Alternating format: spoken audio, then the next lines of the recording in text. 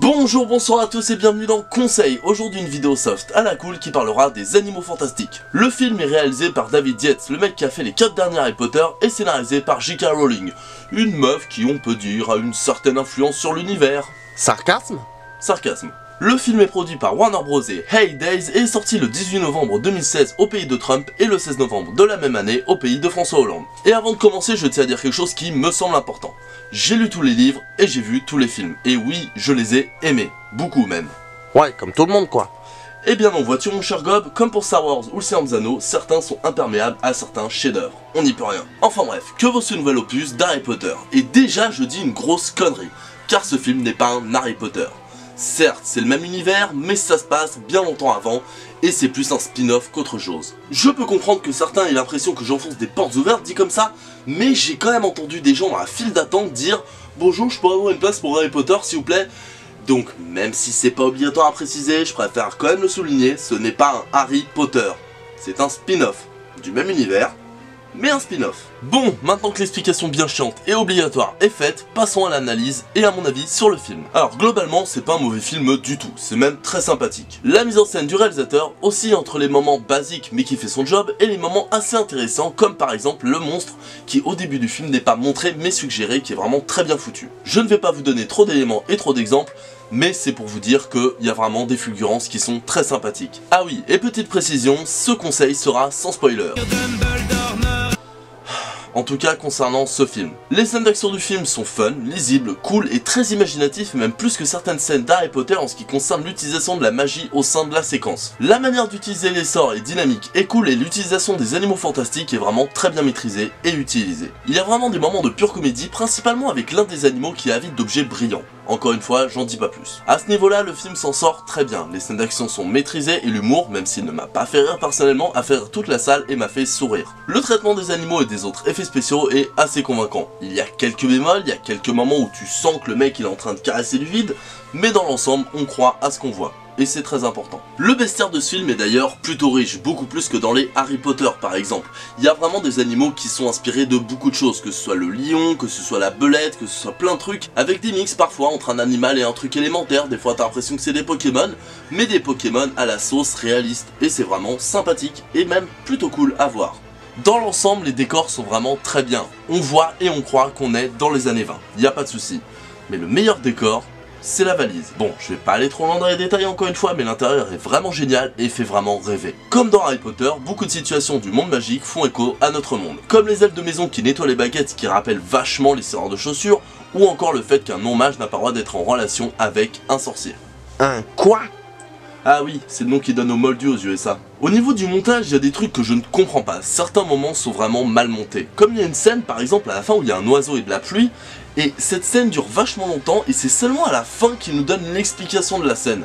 Alors que s'il avait donné au début de la scène, on aurait compris tout ce qui se passait et donc l'émotion aurait été beaucoup plus forte et on n'aurait pas passé toute la scène à se demander ce qui se passe. Pour ce qui est de l'ambiance, j'ai l'impression qu'ils ont voulu faire à la fois un conte pour enfants, merveilleux, mais d'un autre côté ils ont voulu faire un film plus sombre et plus réaliste et plus adulte. Et le problème c'est que le mélange marche pas toujours malheureusement. Alors dans l'ensemble ça va, mais le problème c'est qu'il y a des moments où ça colle pas vraiment et ça se ressent d'ailleurs vachement avec la musique. Les musiques sont très bonnes en soi, y a pas de souci à ce niveau là, mais le gros problème c'est qu'elles sont à côté de la plaque par moment. Par exemple il y a des moments où c'est censé être des scènes de tension, ils nous mettent des musiques joyeuses, des musiques aventureuses, des musiques un peu Goonies. Et le problème c'est que ça marche pas trop bien et surtout qu'ensuite à la fin de la scène ils nous mettent une musique d'ambiance vraiment pour l'ambiance rythmée tension.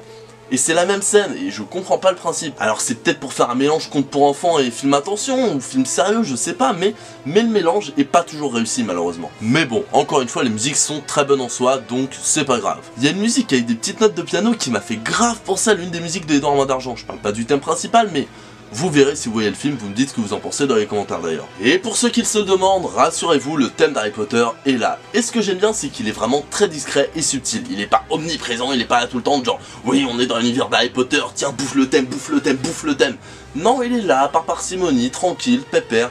Et franchement, j'adore. J'adore d'autant plus parce que les références à Harry Potter ne sont pas légion dans le film. Il n'y a pas de gros clin d'œil putassier en mode « Eh t'as vu, eh t'as vu, eh t'as vu ?»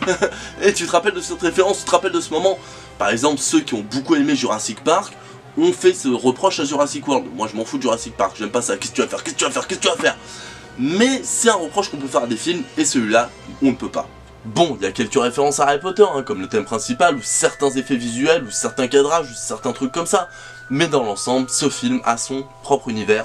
Même s'il est ancré dans Harry Potter, il ne fait pas référence constamment à ce dernier. Et même si c'est cool, ça pose un petit problème. L'introduction à l'univers n'est pas assez développée. Que ce soit pour l'univers ou pour les personnages, l'introduction est beaucoup trop courte. La situation initiale est très vite zappée, ça peut vraiment empêcher certains spectateurs de rentrer dans le film. Et le truc c'est que même si le film ne fait pas constamment référence à Harry Potter, il fait comme si on connaissait tous l'univers. Et c'est un tort pour moi. Parce que le problème c'est qu'on n'est pas dans Harry Potter 8, on est dans les Animaux Fantastiques et c'est un spin-off, c'est pas une putain de suite. Et en tant que tel, le spectateur néophyte devrait pouvoir rentrer dans l'univers sans se sentir largué. Alors attention, hein, je pense pas que ce sera le cas pour tout le monde, il y en aura qui comprendront dès le début et je pense que même ceux qui comprendront pas au début seront dedans au fur et à mesure. Mais je pense quand même qu'au début certains se sentiront dépassés. En ce qui concerne les personnages, je les trouve très sympathiques. Robert Dragono joué par Eddie Redmayne a un côté je suis cool mais je suis très asocial et malaise en public que j'aime beaucoup. Jacob Kowalski joué par Dan Fogler est super. En voyant la bande-annonce, j'avais un peu peur que ce soit le stéréotype du comic relief gros et empoté, et même si c'est vrai qu'il a des moments comme ça reste malgré tout un personnage fort, attachant et pas dénué de profondeur. Tina Goldstein jouée par Catherine Waterston est sympa mais sans plus.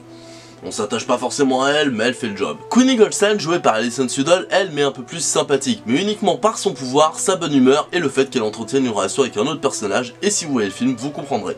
Mais sinon, pareil, Osef. Et qu'est-ce qu'elle est bonne! Ouais, pas trop d'accord avec toi sur ce coup-là. Hein. Perceval le Gallois. Percival Graves joué par Colin Farrell est quelconque. C'est un peu comme Tina Goldstein, on s'en fout, Osef. C'est pas ouf, c'est pas mauvais, mais bon, rien d'extraordinaire, on s'attache pas forcément, on s'en bat un peu les couilles en fait. Mais bon, ça reste Colin Farrell, donc c'est toujours cool. Et les autres personnages, eux, sont plutôt sympas, en particulier Croyance joué par Ezra Miller qui est vraiment parfait pour ce rôle. Cet acteur est vraiment très bon, je l'ai pas vu dans beaucoup de rôles, mais pour l'instant, tout ce que j'ai vu de lui, c'est de la bombe, bébé. Pour conclure, je vous conseille les Animaux Fantastiques. Je vous le conseillerais pas comme si c'était quelque chose d'extraordinaire, mais je vous le conseille quand même parce que c'est vraiment un film très sympathique. David Yates n'a pas oublié comment on fait un film sur l'univers d'Harry Potter, et J.K. Rowling, elle nous montre qu'elle sait écrire autre chose que des romans. Ce film n'est pas meilleur que certains Harry Potter, mais cependant il ne fait pas honte à la saga malgré tout. Et ça, c'est une bonne chose. Et voilà, ce conseil est terminé, j'espère qu'il vous aura plu. Dans tous les cas, je vous invite à laisser vos avis dans les commentaires. Si vous avez aimé, vous pouvez partager, liker, vous abonner à la chaîne, Twitter, genre de conneries. Vous savez la suite. En attendant, passez une bonne journée, /soirée, /un serviette espace-temps. Axio, abonnement!